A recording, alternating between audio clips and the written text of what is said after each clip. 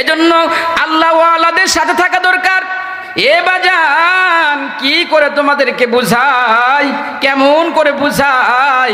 আল্লাহ ওয়ালাদের কাছে গেলে পারে আল্লাহর ঘেরান পাওয়া যায়। কি পাওয়া যায়? আল্লাহর ঘেরান পাওয়া যায়।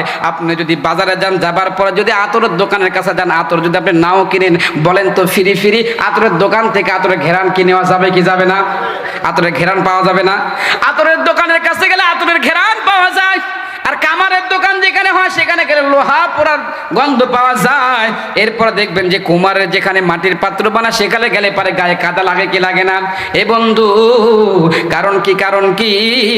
এটা হলো যে আতরের দোকানদারের কাছে আতর আছে তাই সুন্দর ঘ্রাণ পাওয়া যায়, যার কাছে দুর্গন্ধ আছে গেলে পরে দুর্গন্ধ পাওয়া যায়। আল্লাহর ওলিদের কাছে গেলে পরে যদি আপনি ভালো যদি নাও হন, কমপক্ষে আল্লাহর ওয়ালাদের কাছ থেকে আল্লাহ তাআলার মারিফতের একটা ঘেরান পাওয়া যাবে। কথা বলেন ঠিক কিনা?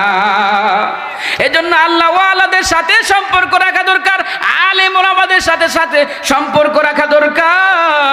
আমার নবীজি সাল্লাল্লাহু আলাইহি সাল্লাম বলেন, ইন্নাল উলামা ওয়ারাসাতুল আম্বিয়া।